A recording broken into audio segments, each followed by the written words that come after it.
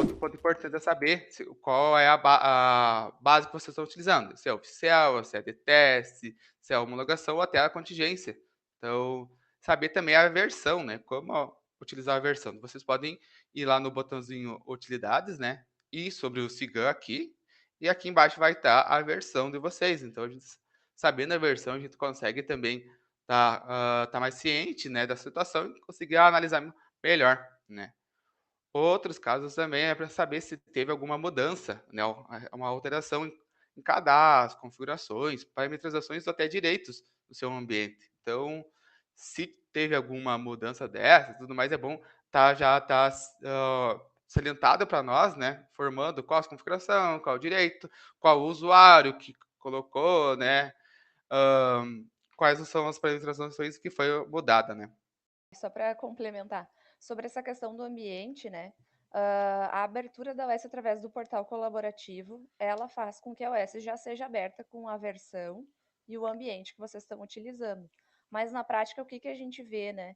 Alguns usuários acessando um ambiente para abrir o OS referente ao outro ambiente. Então, eu estou no ambiente de contingência, e abro o portal colaborativo por ali, mas eu quero sinalizar algo que está acontecendo na base oficial, mas não registra isso na OS. E aí a gente vai dar o atendimento entendendo que é sobre o ambiente de contingência que a gente está falando, e na verdade não é. Foi usado esse ambiente para abrir o OS, mas a dúvida acontece lá no ambiente oficial, né? Claro, e outra questão que acontece também é que um colega pede para outra pessoa abrir, que está em outra base, né, isso acontece também, é normal acontecer.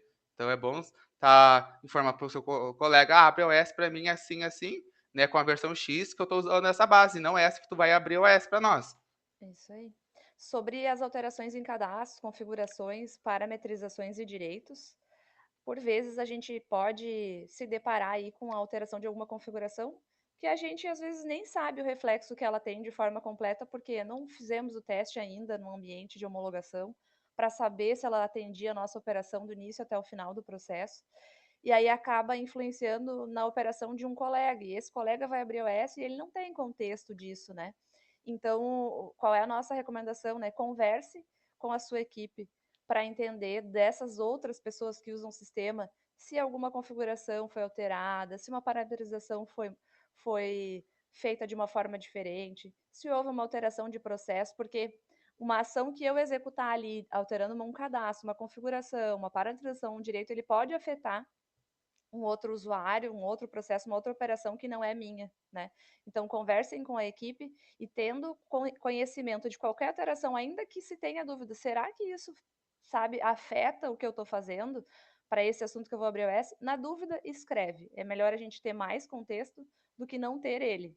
Claro, e outra questão também que tem muitas customização de pessoas da própria TI de vocês, que vai integrar com a nossa, mas, teve alteração, o pessoal atualizou nossa customização, evoluiu algum passo, né, algum ponto lá que também é importante, que talvez não seja nem o Cigam a questão, pode ser alguma coisa externa influenciando no processo, né. Isso aí. Daí a importância de ter um usuário-chave, né? A pessoa que centraliza esses atendimentos dentro da sua empresa. Porque essa pessoa ela vai ter contexto do todo, né? Ela vai saber que a Aline pediu uma alteração, e aí o Solari vai vir, pô, depois que a Aline pediu aquilo, tá acontecendo tal cenário para mim. Será que isso tem relação? A pessoa que é o usuário-chave, responsável pela abertura das OS e por centralizar dentro da empresa essas informações e gerenciar isso, ela vai ter esse contexto, né, para compartilhar com a equipe da Cigam e às vezes até para resolver sozinho o que aconteceu, porque ele vai saber, não, realmente eu alterei uma configuração porque a Aline pediu, mas agora afetou no processo do Solari. Vamos voltar a isso então, e aí depois a gente vê como vai tratar, né?